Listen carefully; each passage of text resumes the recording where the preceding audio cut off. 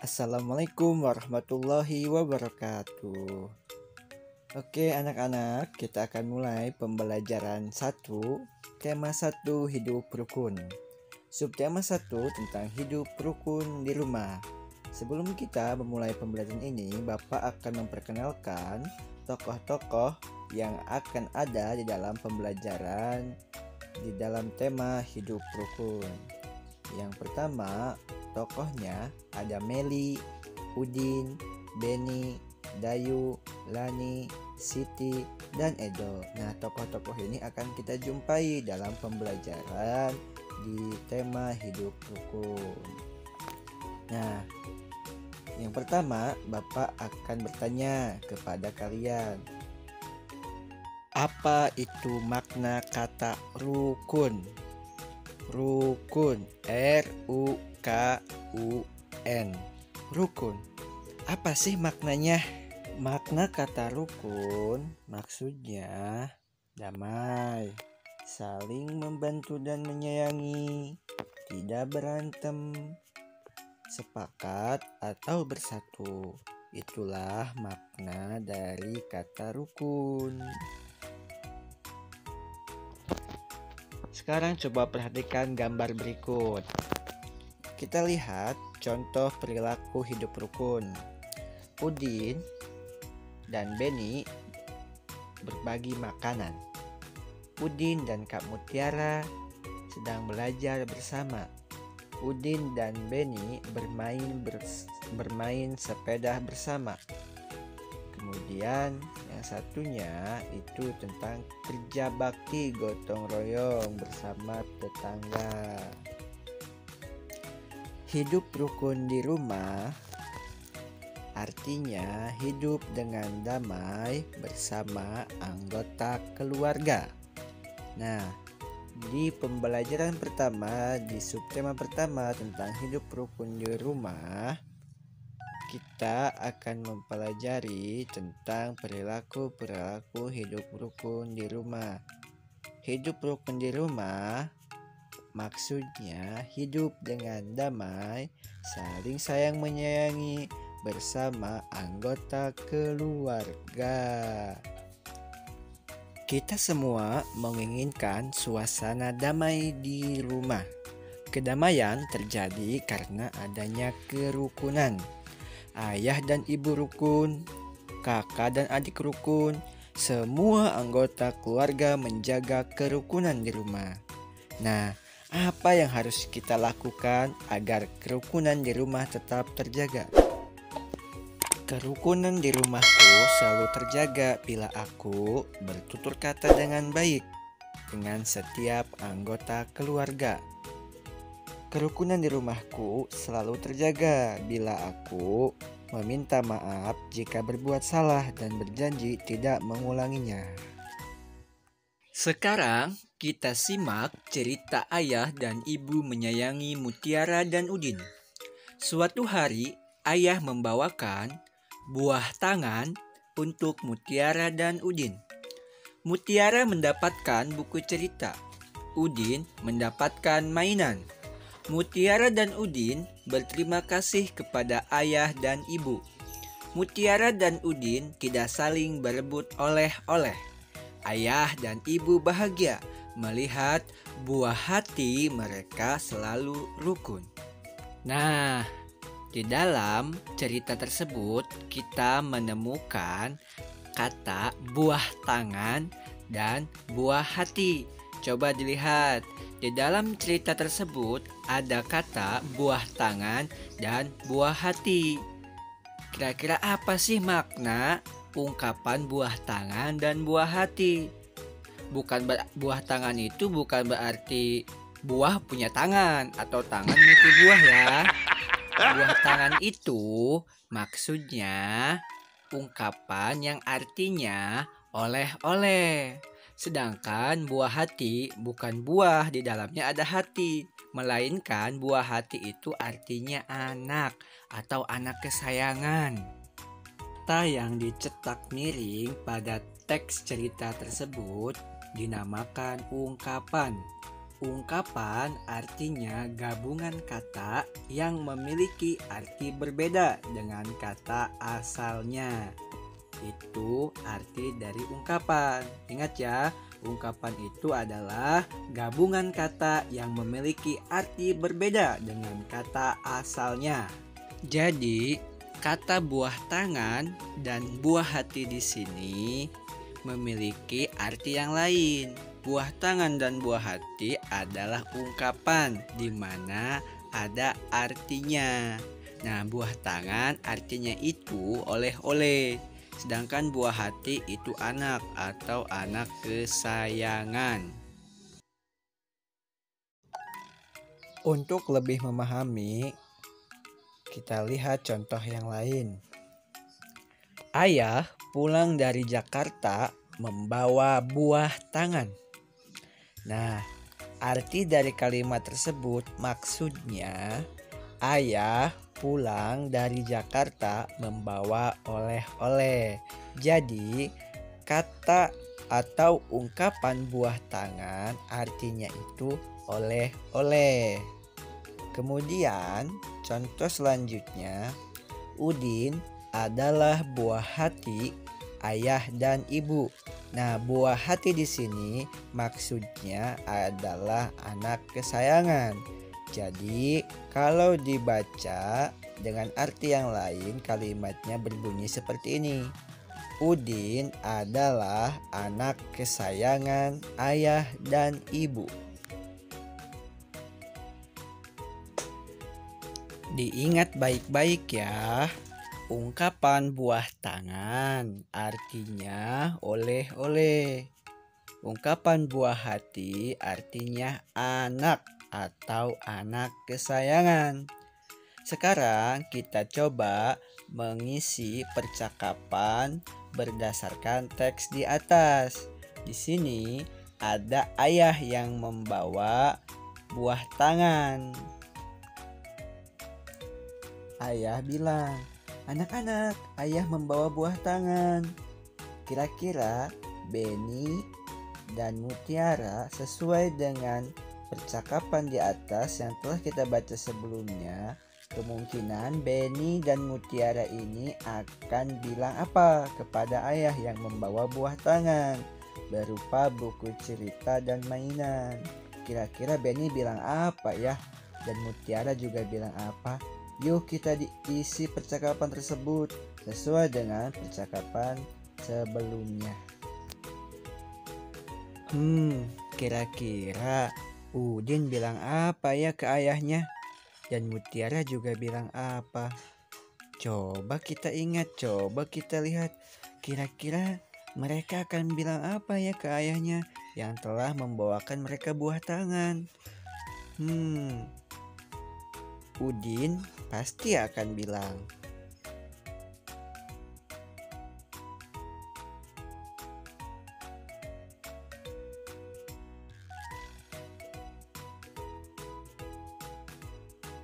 ya betul. Udin akan berkata, "Hore, aku mendapatkan oleh-oleh." Sedangkan Mutiara akan berkata, "Terima kasih ayah untuk oleh-olehnya." Mutiara menyimpan buku hadiah dari ayahnya di rak buku. Perhatikan susunan buku di dalam rak. Buku-buku tersebut tersusun rapi. Berapa banyak buku di dalam rak tersebut? Bagaimana agar kita lebih mudah menghitungnya? Bagaimana ya cara menghitungnya untuk memudahkan kita menghitung jumlah buku yang ada di dalam rak tersebut? Perhatikan dengan seksama ya, begini caranya. Udin bersama Mutiara mengelompokkan buku-buku tersebut. Tiap-tiap kelompok berisi 10 buku. Satu kelompok itu 10-an. 50-an sama dengan 50 buku. Berarti satu kelompok itu berisi 10 buku atau 10-an. Maka jika ada 5 kelompok atau 5 tumpukan buku, berarti jumlahnya 50. Nah, di sini ada 5 kelompok atau 5 susunan buku yang dikelompokkan oleh Udin dan Mutiara. Satu tumpukan buku berisi 10 buku. Berarti di sini ada 5 tumpukan buku, maka jumlahnya 50 buku. Dan ditambah lagi satu tumpukan buku yang hanya berjumlah 7 buah buku. Maka 5 tumpukan buku ditambah 7 buku hasilnya adalah 57.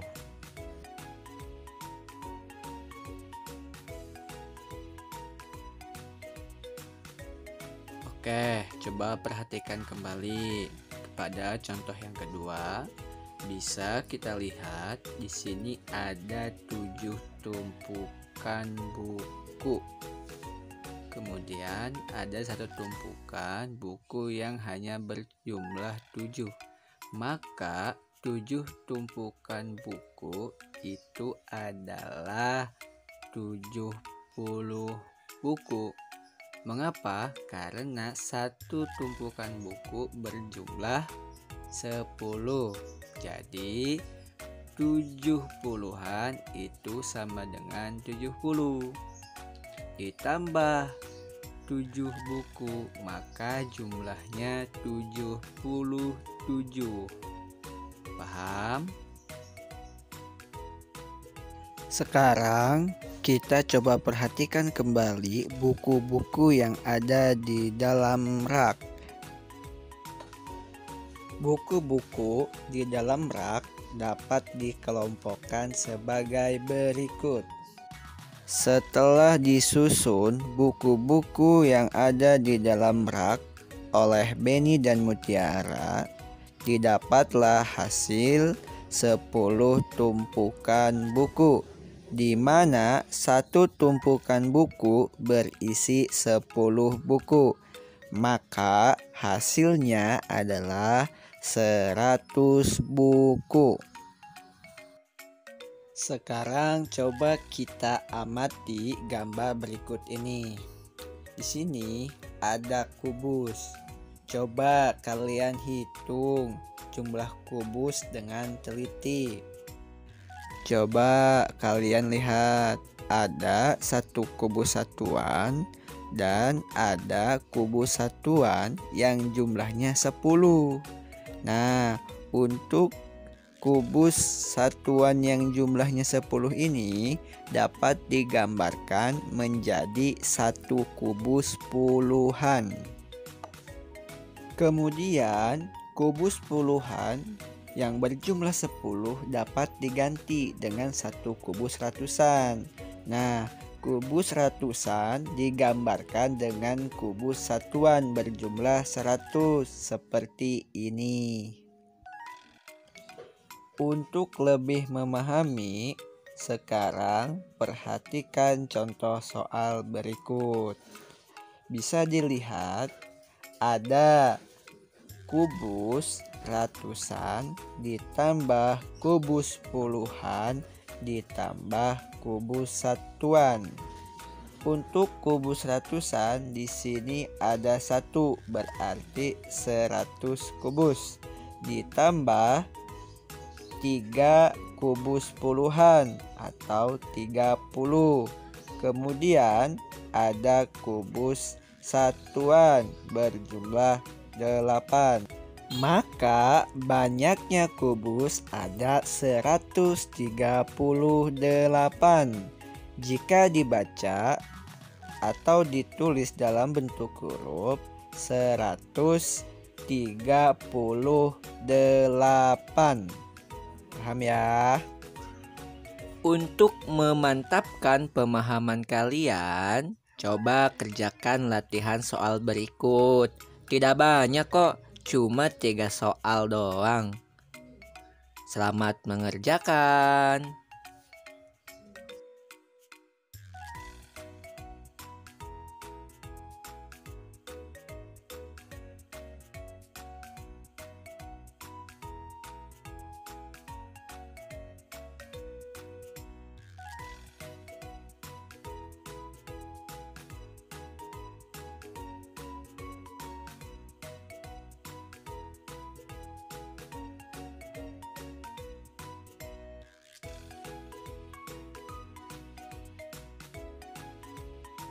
Mutiara gemar membaca buku.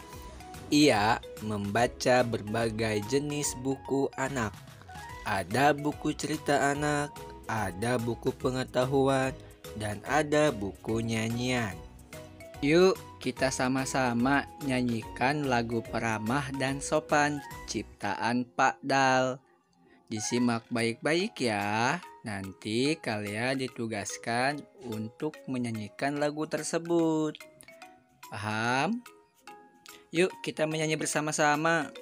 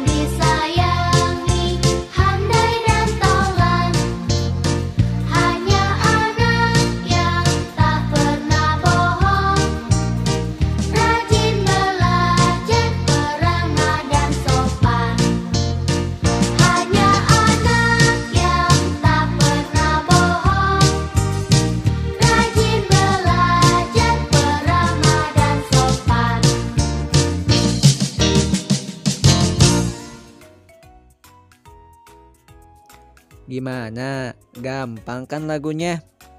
Nanti kalian minta videokan ke orang tua atau kakak kalian. Video kalian sedang menyanyi lagu Peramah dan Sopan. Jangan lupa untuk dikirim ya ke Bapak. Ditunggu ya tugasnya. Cukup sekian pembelajaran tema 1 tentang hidup rukun. Pembelajaran 1 subtema hidup rukun di rumah. Cukup sekian ya. Wassalamualaikum warahmatullahi wabarakatuh.